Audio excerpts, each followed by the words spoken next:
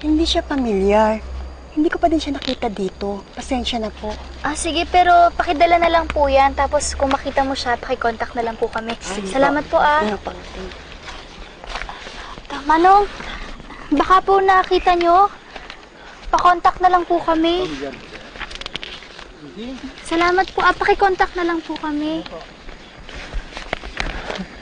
Angela, ang dami na natin tinanungan eh. Wala pa rin nakakilala kay Mami. Mali ata itong pinuntahan natin eh. Calvin, di pa naman natin naiikot ang buong lugar eh. Basta magpunta lang tayo kung saan rinig yung busina ng tren at yung kampana ng simbahan. Ikutin natin, huwag tayong susuko. Kaya natin to.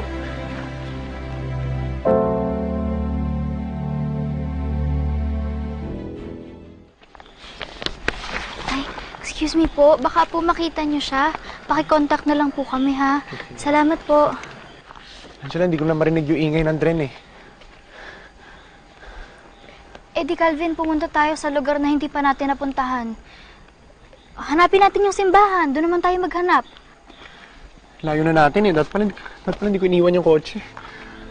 Calvin, kaya natin to. Huwag tayong susuko, ha? Kaya natin to.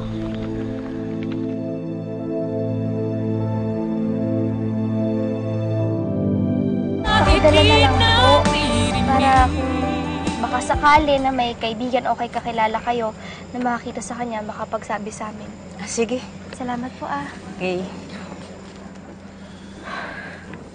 Angela, may patutunguhan kaya itong paghahanap natin. Tapos kanina pa tayo paikot-ikot eh. Ako na nakakilala kay Mami. Paano kung huli na ang lahat? Paano kung may masamang... Calvin, huwag ka mag-isip ng ganyan. Huwag mo sabihin yan. Gusto mo pagkatapos dito sa street na to, doon naman tayo sa ibang lugar. Isang lugar pa lang naman na pupuntahan natin, sabi ni Elmo may 2 pa. Kaya natin to. Okay ka pa ba? Hindi ka ba napapagod? Calvin, hindi tayo pwedeng mapagod.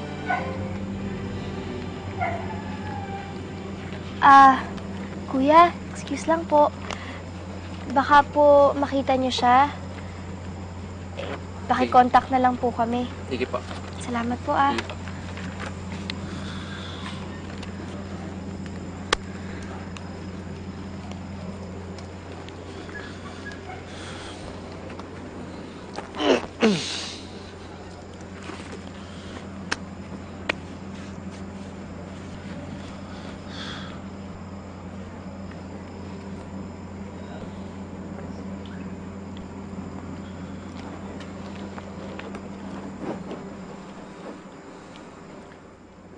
Ate, pabili po ako nito. Salamat po.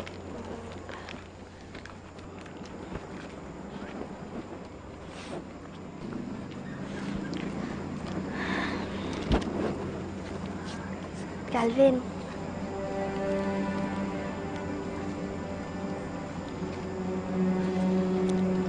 Naalala mo dati? Kung may malungkot sa ating dalawa, binibigyan lang natin ng chocolates ang isa't isa. Sana makatulong to sa'yo ngayon.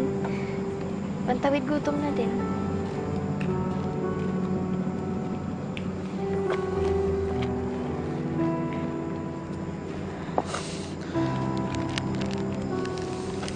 Salamat, Angela.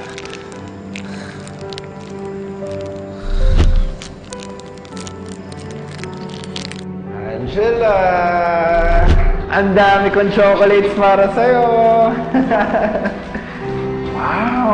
Oo, tiyan mo, oh.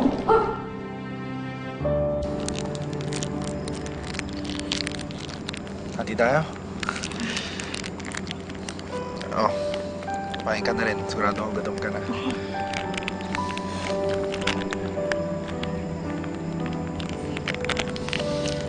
Okay ka na? Tayo maghanap.